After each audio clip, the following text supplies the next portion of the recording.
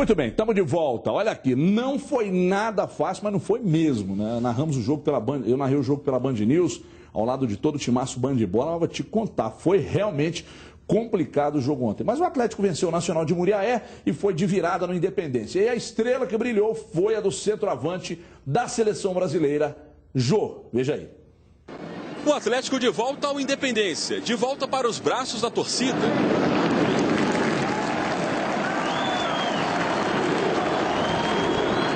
Reencontro com o Horto, estádio em que o Galo canta mais alto, absoluto. Uma vitória fácil contra o Nacional de Muriaé talvez passasse pela cabeça de muitos. Só que o futebol contrariou as previsões e o Atlético teve dificuldades, muitas. O tal do passe errado dominou o primeiro tempo. Era bola forte demais, curta demais, faltava capricho. O Nacional deu sustos e se não fosse o Vitor...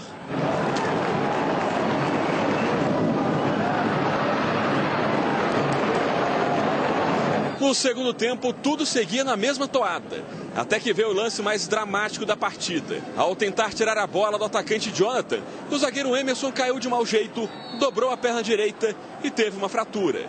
O atleta foi atendido no campo mesmo, imobilizado, e depois levado direto para a ambulância que seguiu para o hospital.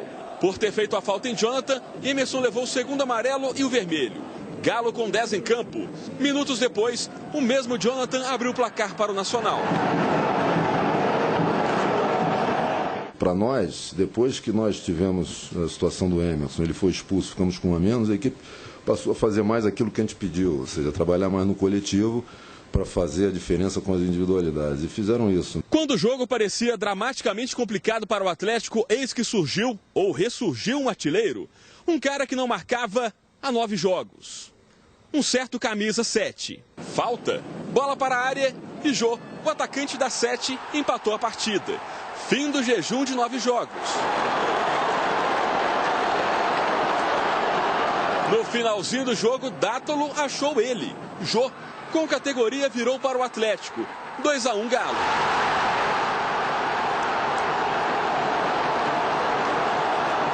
Minha função, né? Tem que estar ali para poder fazer os gols e há muito tempo que eu não marcava, então acho que voltar a marcar já no segundo jogo do ano é importante para mim, para a minha confiança e para o Atlético também. Muito bem, o Jô falando e aquilo que a gente estava dizendo aqui, enquanto você de casa via as imagens. Atacante é isso aí. Ele não joga bem o jogo inteiro, vai lá e mete 2 e mata o jogo. E isso aí é o atacante. Esse oportunismo do jogo é que a torcida gosta e que o levou à seleção brasileira. Algumas avaliações, gostaria da opinião dos nossos intrépidos comentaristas. Você de casa também no @os donos da bola MG, facebook.com/os donos da bola MG, sobre a questão do Atlético em campo. O Atlético em relação ao ano passado, os problemas continuam. É um time meio desarrumado em campo, mas vamos lá. Sem o Hever, sem o lateral esquerdo titular, que a gente não sabe quem vai ser, tudo leva a crer que seja o Pedro Botelho. Sem o Ronaldinho Gaúcho. Aí, de cara, ainda teve esse problema do Emerson, perdeu mais um jogador, não tinha o Luan no banco, então os problemas vão começando já no início de temporada. Agora, o Atlético continua insistindo numa situação que eu sou contra, eu gostaria da opinião de vocês. Pierre e Josué, para mim, eles não podem jogar juntos. O Josué, ele não é um exímio tomador de bola como o Pierre, nem tem a mesma virilidade que o Pierre.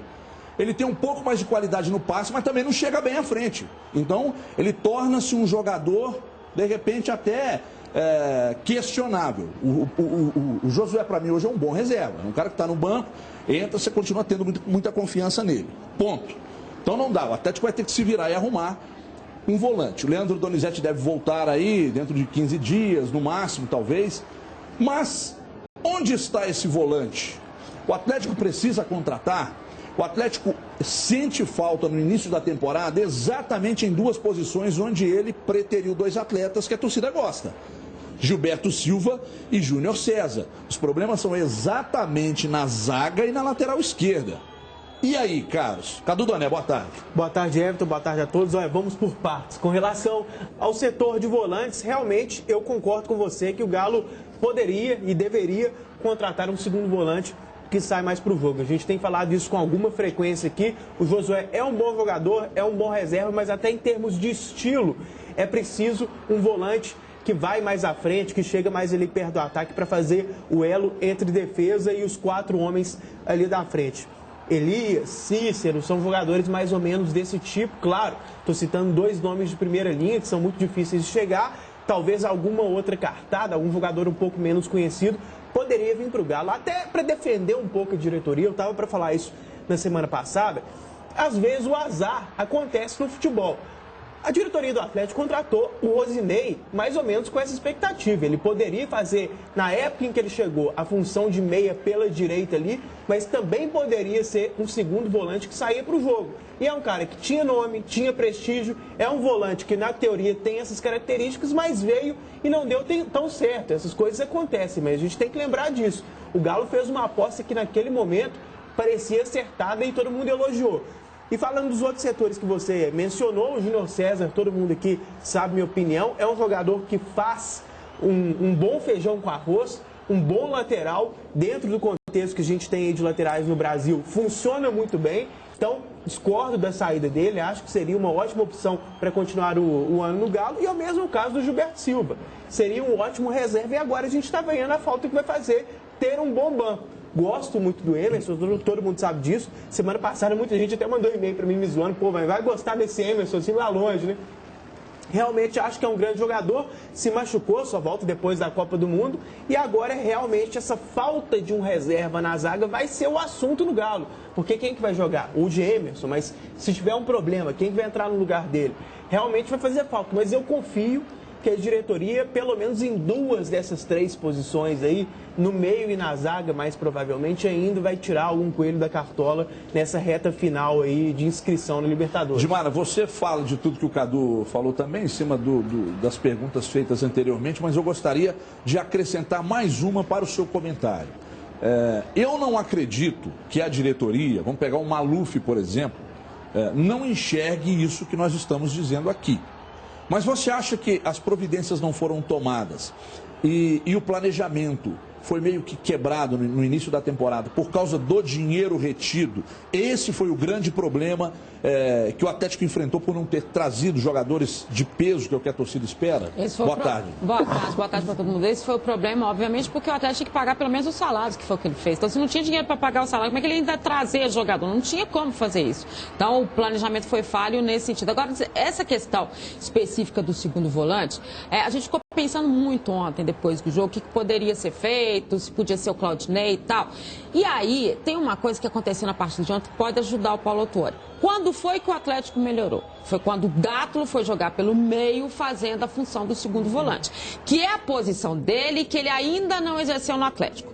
Né? Porque ele foi utilizado como segundo atacante, ele foi utilizado como aquele chamado 4º homem de meio campo, ele foi para a lateral e o primeiro tempo dele foi horroroso porque ele ficou muito perdido, mas ele melhorou na segunda etapa quando ele passou a fazer esta função. Quem sabe se o Dátulo pode ser este jogador para este momento? E aí o pessoal fala assim, mas e a lateral? Tá bom, já que está olhando todo mundo fazendo alguma situação, por que não tentar o Felipe Souto? Eu acho que o Felipe Souto pode ser um jogador para ele é mais segundo volante também. E mais marcador, mais improvisado. Mas aqui ele é mais improvisações. Deixa eu te dizer, ele é mais marcador que o Lucas Cândido. Sem dúvida. Ele é mais marcador. Não acho. Eu acho que ele é mais marcador que o Lucas. É porque você gosta dele jogando um pouco mais à frente, né? Mas eu acho que o teste com o Dátulo ontem foi interessante na segunda etapa. Pode ser uma saída para ele. Agora, a questão da lateral, ele tem alguns jogadores ali que podem fazer a função. Quando a gente diz podem, gente, e a preocupação fica maior ainda, é porque a gente está falando de um Atlético que teve dificuldades com a improvisação na lateral, jogando contra o Nacional. Com todo o respeito que a gente tem às equipes do interior. Você já pensou essa improvisação em termos de Libertadores? É uma coisa que assusta. Sim. E o Atlético não vai conseguir resolver de imediato isso. O Pedro Botelho vai demorar para ter uma recuperação ainda. Não, tem a nem questão sabe física. se vai chegar e conquistar a vaga. Nem sabe se vai chegar mesmo. Bom, a vaga sem ninguém lá, ele tem uma chance boa. Mas aí, de repente, se o Paulo Autuori entender que o Lucas Cândido está oferecendo condição para voltar a jogar na lateral, aí o Pedro Botelho vai para o banco. Que também depende de uma situação médica. Então, assim, a gente está tentando ver o Atlético com possibilidades naquilo que ele tem de banco, que se apresenta muito pouco nesse momento. Muito pouco nesse momento. A movimentação do Atlético pelo meio foi péssima. A questão do Jô, o Jô fez os gols, mas ele fez um primeiro tempo horroroso, ele tentou sair, não conseguiu, ficou na marcação o tempo inteiro, melhorou quando ele ficou plantado ali na frente. Acho que o jogador mesmo que mostrou a vontade, aquilo, né, que a gente espera, sempre foi o Tardelli, que continua sendo uma exceção nesse contexto. Achei que o Fernandinho, até porque ele não tinha com quem jogar, ele ficou segurando a bola demais, o que prejudicou muito o futebol culpa de quem estava com ele, que ele não tinha com quem jogar também. Então são situações de posicionamento que o Paulo tem que resolver.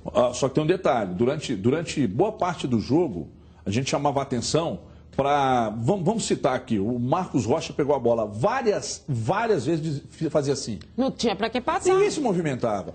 Eu senti falta do jogo ocupando espaço, senti falta do Tardelli em algumas situações ocupando espaço também. Hein? Só que o Tardelli se movimentou muito, né, buscando o jogo e tal.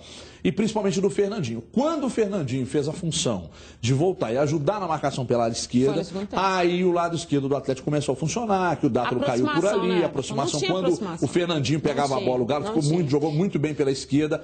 Agora, só duas situações aqui, Cadu. A primeira delas, Marcos Rocha. Eu até postei no Twitter, o Marcos Rocha, é impressionante a regularidade do Marcos Rocha. Regularidade. É o jogador, para mim, de maior regularidade no Galo. Ele tem um histórico de pouquíssimas contusões, fisicamente ele é muito forte que eu estou dizendo assim, tem explosão, ele vai à linha de fundo com facilidade, ele é o maior ladrão de bolas do Atlético. E agora ele está mostrando uma outra coisa que eu vi ontem, que eu até gostei, que é a cobrança de falta, né? Que ele bate forte de meia distância. De repente pode descobrir uma nova função dentro do time. E aí, mais uma vez, o Atlético acertou em cheio na permanência do Marcos Rocha. Às vezes, eu entendo que o torcedor o culpou pelo problema do Mundial, naquela saída de campo, mas o Cuca, poucos meses antes disso, eu às vezes tenho que frear por causa da personalidade forte do Marcos Rocha. Então, se o Marcos Rocha baixar a bola, como parece que já baixou, bola ele tem, e eu continuo dizendo, não existe hoje no futebol brasileiro um lateral melhor que o Marcos Rocha. Ele é completo, quer queiram ou não. E a minha opinião, eu não sou dono da verdade, entendo que quem pensa diferente e tal. E outra coisa, a função do Tardelli nesse time também é muito importante. Na ausência do Ronaldinho, ele consegue armar muito bem a equipe. Quando ele cai, parte com a bola dominada, é uma velocidade absurda, não é? Então, muito importante. Agora, uma coisa que a torcida precisa entender é que o Guilherme, ele não tem jogado mal. Então também as vaias são injustas.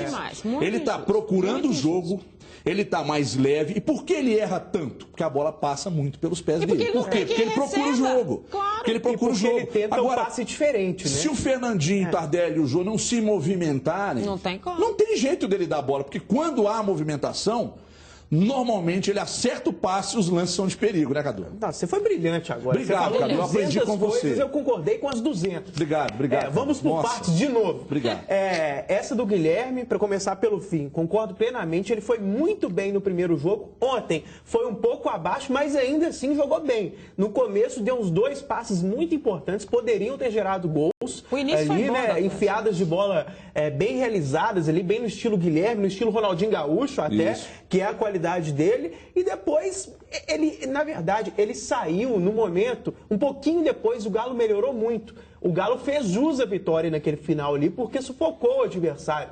Foi melhor do que o oponente naquela reta final. E não foi por causa da saída dele, foi o time que encaixou ali, esse posicionamento do Dado. Fisicamente também, o Nacional Berola entrou bem. Então, acho injustas as críticas ao Guilherme. Aliás, para mim, nos 2 jogos, foi bem. O Tardelli é fácil falar, é um craque, joga muito, até errou uma outra vez ali, mas era coisa que acontece, não era deficiência técnica do cara, não era assim uma má jornada dele em termos de habilidade ali, era porque às vezes no futebol tem coisa que não é tática, não é técnica, o cara toca um pouquinho pro lado, alguma coisa assim que não encaixa o time e ele acaba cometendo algum erro. E qual foi a terceira coisa que você falou? A terceira é que eu vou chamar o Luciano Dias agora para trazer as últimas informações sobre a contusão do zagueiro Emerson. Só um detalhe aqui, Juverci, que veio enquanto o Cadu falava, o professor Paulo Autuori, é importante você, às vezes, ser pragmático. E no caso da entrada do Neto Berola ontem, eu não teria colocado o Neto Berola, eu teria colocado o Marion. Não, deu certo. Eu teria colocado o Marion, já que o Fernandinho estava caindo muito pela esquerda para ajudar na marcação, e o Atlético não tinha esse lateral, o Dátaro foi para o meio, ele mete o Marion pela canhota, porque se o menino foi bem no primeiro jogo, dá sequência para ele, de repente está descobrindo aí um novo talento. Então é importante, às vezes, dar força para o garoto. Alô, Luciano Dias, boa tarde, vamos trazer aí informações sobre esse lamentável caso envolvendo o zagueiro Emerson, uma contusão gravíssima. Boa tarde, Luciano. Boa tarde, Everton. Boa tarde aos amigos ligados nos Donos da Bola. A cirurgia do zagueiro Emerson está prevista para acontecer no início da noite de hoje, neste hospital na região centro-sul de BH. O jogador sofreu uma lesão na fíbula na perna direita com lesões em ligamentos do tornozelo. Ainda não é possível prever quando ele volta a jogar, mas tudo indica, segundo o departamento médico do Atlético, é que o zagueiro só se recupere após a Copa do Mundo. O técnico Paulo Autuori lamentou essa grave lesão de Emerson. Difícil, muito difícil o que aconteceu hoje com o Emerson. Com a nossa preocupação já no vestiário é que agora é pensar na sua recuperação rápida. É o conjunto, né? No início de temporada você perdeu o Luan e agora perde um zagueiro, mas futebol não te permite, nem te dá tempo para lamentar. Agora é achar soluções, né? E vamos atrás dela com o Maluf, mas isso é para falar depois, né? Mas lamentamos muito o que aconteceu com o Emerson. Olha, eu vi essas imagens ontem no detalhe, mas são assustadoras. Assustadoras. Então, melhoras aí para o Emerson, né? Lamentável. Passando por cirurgia, melhoras. A gente sabe que é uma contusão grave, vai levar muito tempo para voltar e depois até recuperar a forma física e a confiança voltar. É uma situação realmente delicada, né? Mas então força aí para o Emerson, para a família também, que é muito importante em momentos difíceis como esse. Quer falar, Cadu? Não, eu queria completar. A terceira coisa que a gente estava analisando ali era o caso do Marcos Rocha. Para mim, assim como você pensa, é o melhor lateral direito do Brasil. Também acho um dos mais regulares do Galo. Não sei se o mais regular, mas pelo menos está na briga ali e joga muito. É aquela coisa do futebol racional, né, Everton? Não levar ali, às vezes, uma declaração equivocada que de fato aconteceu ao pé da letra e agir ali de forma intempestiva, porque o cara é muito importante para o time. Ô, Dimar, a gente vê aí o Emerson saindo depois da grave contusão. Imagino o desespero, entre aspas, do Paulo Autuori na coletiva, quando ele deve ter imaginado, bom, para a quarta e para a sequência da Libertadores, se eu não tenho o Hever, eu vou entrar com quem? Gemerson e Léo Silva? Será que o Gemerson está preparado para ocupar essa posição do Emerson, Dimar? Claro. Olha só, a gente falou aqui muito sobre essa questão do Gilberto Silva e a gente dizia o seguinte, olha, o atleta está demorando para fazer essa contratação. Não se questiona nesse momento se foi financeiro, por que foi, por que não ligaram para casa dele, por que não falaram com ele, se não procuraram para diminuir salário, se não fizeram nada. Eu acho que não é especificamente isso. A opção é de cada um de querer ficar com um jogador ou não. Só que não quer ficar, contrata de imediato o outro. A gente sabia que ia ser muito complicado. Nós chegamos a falar que, olha, gente, tinha gente que tinha 6, 8 zagueiros, chegaram no final de temporada, não tinha nenhum para colocar. É muito cartão, muita contusão. Zagueiro é complicado, isso não é fácil. Deixaram de contratar um, vão ter que contratar 2. E olha, é de imediato. A gente lembra o seguinte, são 48 horas antes do primeiro jogo da Libertadores, a inscrição, né, de 30 jogadores, depois você pode trocar 3, e 24 horas pagando a multa. Então, tá em cima da hora. Como é que vai ser? Vai passar a primeira fase como? Só com o Gemerson e o Hever, aí o Hever tá com uma questão. Ele já teve a contusão na Libertadores do ano passado, que o Gilberto Silva fez a substituição, agora apresenta essa contusão de novo. Quer dizer, será que vai ter que improvisar de novo? Então é uma posição muito delicada. Já tá com problema na lateral, que é pelo mesmo lado. Como é que vai fazer? Que é um lado do Atlético que preocupa, gente. E não é só...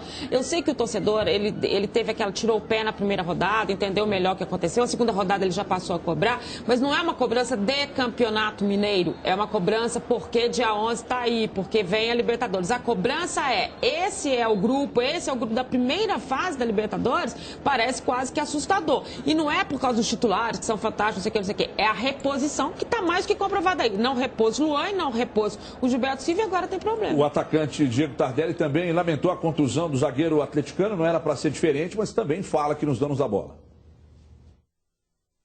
O público... Para cá que eu vou segurando aqui até desgrimpar o negócio aí. Joga um óleo aí que desgrimpa. Pode chamar agora? Dá para rodar aí? Posso ir na confiança? Então roda, vamos ver. Para a gente que viu ali, né, bem nítido, né, que foi uma fratura, uma lesão muito séria. A gente fica triste porque é um cara do bem, um parceiro nosso, mas a gente está do lado dele, tem o nosso apoio, tem o apoio da família e infelizmente perdemos um grande parceiro. Temporariamente, né, mas uma grande perda. No momento em que o Atlético enfrenta essa limitação, né, de jogadores em algumas posições, o problema ficou ainda mais grave. E o mais sério em cima disso tudo é que o Atlético tem 7 dias, uma semaninha para resolver o problema. Tem que contratar, avaliar jogador de repente da base. Eu continuo entendendo que a base é importante, mas não para disputar uma Libertadores, né? Senão pegar, são 4 jogadores, o Igor, 2 zagueiros e o Eduardo, que é o volante. Que é um ótimo volante. Que é um ótimo volante, mas o Carlos, que era uma expectativa que se tivesse que ele subisse para fazer isso, ainda não, pelo menos nessa primeira pedida aí do Paulo Tuori, conversando nem com o André Dodô, Figueiredo, e nem o Dodô também. Que são jogadores que seriam assim, um pouco mais experientes naquilo que a gente conhece, que eles já subiram, já treinaram como profissional e voltar. Eu sei das limitações do momento e que agora você está pegando os jogadores da posição que você tem mais dificuldades. Né? Agora, deixa eu perguntar uma coisa para você que está em casa aí. O que anda acontecendo, principalmente com os grandes no Campeonato Mineiro? O América com dificuldades, o Atlético com dificuldades, na estreia contra o Minas de ontem também, um sufoco para virar em cima do Nacional. O Cruzeiro, atual campeão brasileiro, não conseguiu vencer bem ao RT e sofreu uma pressão incrível da Caldense. O que anda acontecendo? Aliás, pouco futebol, nada de gols. Caldense e Cruzeiro protagonizaram um jogo abaixo da média. Aliás, abaixo da média não. O Cruzeiro abaixo da média. A Caldense não. A Caldense, muito pelo contrário. Foi para cima do Cruzeiro e quase ganha o jogo. Veja aí. O público foi bem tímido, apenas 2.000 pessoas para assistir Caldense e Cruzeiro em Poços de Caldas. Para quem pensou que o time da casa entraria em campo fechado, se enganou. A veterana partiu para cima da Raposa e criou muitas chances de gol. Quem atrapalhou foi Fábio. Defesas milagrosas. Enquanto isso, o quarteto Everton Ribeiro, Ricardo Goulart, William e Borges parecia não se entender em campo. Para piorar, Borges deixou o campo mais cedo com dores na coxa esquerda e no lugar dele, Marcelo Moreno. Na etapa final, o Cruzeiro até que chegou perto, mas a partida terminou mesmo sem gols. O time celeste soma 4 pontos no campeonato e é um dos líderes. Começamos bem o jogo, criamos uma situação muito clara de gol com o William. Talvez ali pudesse mudar o rumo da partida. E no desenvolvimento do primeiro tempo a gente foi se perdendo, a Caldense cresceu. É um time que já está treinando há muito tempo e tem uma movimentação forte, méritos dele, como você disse, méritos do Condé, que organizou bem o time e está jogando bem. Acredito que se jogar sempre assim é um candidato a estar entre os 4. Méritos da Caldense, nós viemos aqui para buscar uma vitória e não conseguimos, empatamos, vamos recuperar na quarta-feira. Muito bem, a confiança do técnico Marcelo Oliveira é importante num momento como esse. Me chamou a atenção e muito, o gramado realmente estava um pasto, mas para os dois times, né? Os dois times. Claro que a Caldense joga ali, às vezes até treina ali, mas, embora tenha um centro de treinamento, mas nada justifica o baixo rendimento do Cruzeiro no sábado, porque a Caldense jogou demais. E um tal de Dinei aí, até disse que era do Atlético, né? Esse Dinei aí era da base do Atlético. Aliás, dizem que subiu com o Marion, se eu estiver errado aí que me corrija. Mas subiu com o Marion e tal. Anos, né? Jogador novo. Ele deitou, ele jogou o jogo inteiro soltaço em campo e fez a festa. Aquele Luiz Eduardo também, o menino da frente, né, que também ficou lá. E o Plínio, zagueiro também da Caldense, muito bom zagueiro. A zaga com o Marcelinho também boa, a zaga da Caldense. Isso é uma máquina então, né? Daqui a pouco não, mas jogou bem, mas surpreendeu. É que os times do interior... Jogou bem. O Cruzeiro jogou muito mal. E não foi retranqueiro, né, Cadu? Foi à frente. O Cruzeiro não conseguiu encaixar o jogo, não conseguiu criar as jogadas, né? O porquê disso, aí passa um pouco méritos da Caldense, uma noite não muito inspirada do time do Cruzeiro, mas foi muito pobre em termos de criação a equipe do Cruzeiro. Eu concordo com você que, assim, mais do que a gente dizer que o jogo foi fraco, e foi mesmo, foi um pouco chato, o principal disso foi que o Cruzeiro foi mal e a Caldense foi bem. Se fosse existir um vencedor no jogo, seria a Caldense. Então, o Cruzeiro fez aí uma das piores partidas nos últimos tempos. Agora, dá pra gente considerar também várias coisas. Não vai jogar bem sempre, né, gente? É normal um ou outro tropeço aí, empatar um jogo, ter uma noite infeliz. Não tem que fazer, assim, uma tempestade em copo d'água por causa disso. O Everton Ribeiro, nos 2 jogos, não se apresentou apresentou bem. Por quê? No primeiro ele jogou bem um pouco. Mas assim, né? abaixo do que ele mostrou. Nos 4 tempos ele foi bem em um tempo. Em um tempo. Agora, eu acho que a gente tem que dar um mérito a quem tem também. O Cruzeiro é realmente uma equipe muito forte tecnicamente, ofensivamente, mas a Caldense fez uma marcação diferente, né, Cadu? Ela não veio no individual, ela foi por zona, ela foi segurando o Cruzeiro em campo, fez isso muito bem. Leonardo Condé trabalhou demais isso na marcação. Ele chegou a fazer treinos específicos com a Caldense, 3 ou 4 especificamente de marcação, inclusive lá no horário do jogo, para que tivesse essa noção. Então, eles conseguiram segurar o Cruzeiro. Isso pode acontecer com uma equipe que é tão forte como é o Cruzeiro? Pode. Não deve, porque ele tem uma técnica para sair disso. O Everton Ribeiro, mais uma vez, ficou preso na marcação. Talvez essa seja a maior crítica que se faz a ele, porque ele tem muita movimentação, então ele precisa ter essa dinâmica de sair, mas ele não joga sozinho. E um outro ponto do Cruzeiro, que o Cruzeiro vem sentindo muito, é a ausência do Nilton. Se a gente está falando que o Atlético tem problema com o segundo volante, o Cruzeiro também é seríssimo na ausência do Nilton. Por quê? Porque o Lucas Silva ele tem que ficar um pouco mais nessa marcação. O Marcelinho deu um trabalho danado para ele.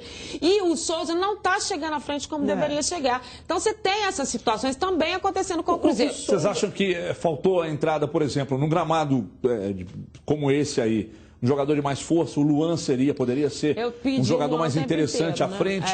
E eu gostaria que vocês avaliassem o Marcelo Moreno em campo e também o Júlio Batista. Eu acho que o Marcelo Moreno realmente não era a saída dele, a história dele. O Boss, claro, não queria nem imaginou isso e vai ser difícil para ele recuperar essa posição, porque o Marcelo Moreno acho que ele tem mais a característica disso que está acontecendo com o Cruzeiro nesse momento.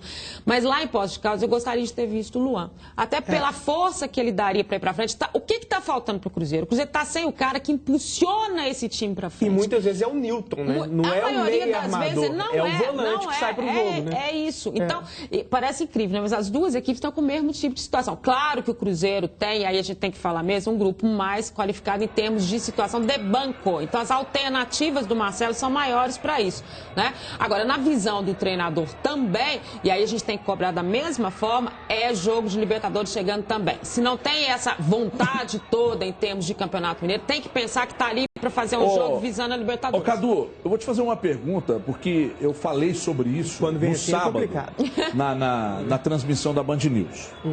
Você consegue, e ontem eu exemplifiquei isso para você no estádio, você consegue encontrar algum tipo de problema de disposição nos jogadores de nível?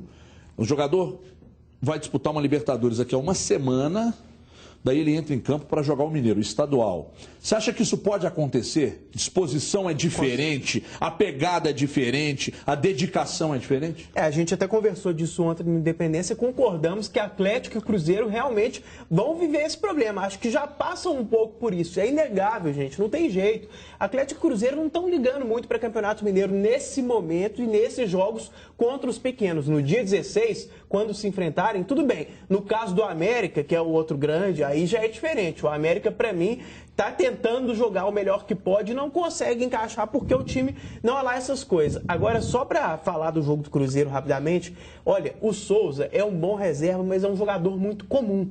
O Souza é um bom volante, olha lá. É um cara que marca, ajuda ele um pouco. E o Nilton, assim, para a posição do volante, ele é muito bom. É quase um craque como volante, né? Como volante, como volante. Não estou falando que é um driblador, não é isso não. Para a posição de volante, que é no estilo de força e tal, ele é excelente. Então, realmente, não tem grupo que tem exatamente uma reposição perfeita para todas as posições. E o Cruzeiro, no caso do Nilton, não tem um substituto à altura. Essa pergunta que eu fiz para o Cadu aqui, com relação à disposição, à entrega, à dedicação num jogo de estadual ou num jogo de Libertadores, o exemplo que eu dei para o Cadu ontem no estádio foi o seguinte: Cadu, já usei ele aqui algumas vezes.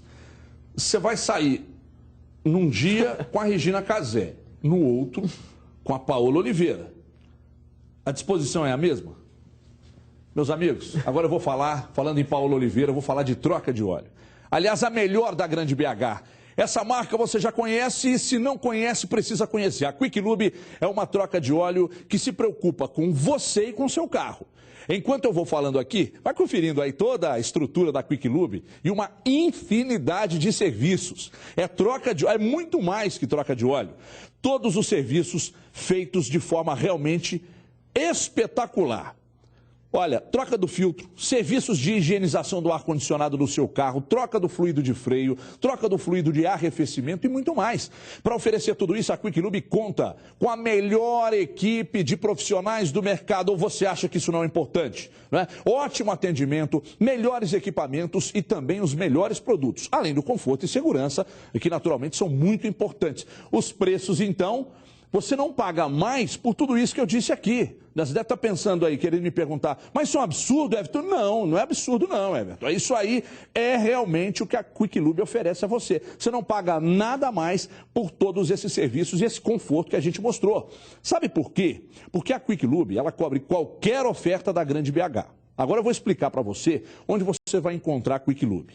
Tem no posto Pica-Pau, na avenida, lá na Via Expressa de Contagem 4447. Tem no posto Praia também, na rua Registro 1925, lá no bairro Colonial em Contagem. Em Belo Horizonte também tem, na Contorno 10.325, ao lado da Casa da Dimara, próxima à estação do metrô Carlos Prates, na Avenida Vilarinho 3353, lá em Venda Nova, é verdade, atrás do Decisão Atacadista, e na Avenida Tereza Cristina, esquina com JK, atrás da PUC do Barreiro. E tem promoção, hein? Preste atenção. Os 100 primeiros que trocarem o óleo e o filtro de óleo na Quick Lube e disserem que assistiram aqui nos Donos da Bola, o comercial da Quick Lube, vão ganhar esta camisa oficialíssima da Ferrari. Isso aqui não é produto xing-ling, não. Isso aqui é original, é Ferrari original. Então, só para os que agendarem a troca por telefone. Então, você vai ligar para esse número que está na sua tela e vai agendar a troca de óleo do seu carro. De quebra, quando você chegar na Quick Lube, está lá a sua camisa da Ferrari, amigão. Vão começar a te chamar de, como é que chamam? Luca de Montezemolo, é verdade. 3399-7010. 3399-7010. Ligue agora e troque o óleo à vontade, porque trocar o óleo é muito bom. Um intervalo rápido, a gente já volta. Até já.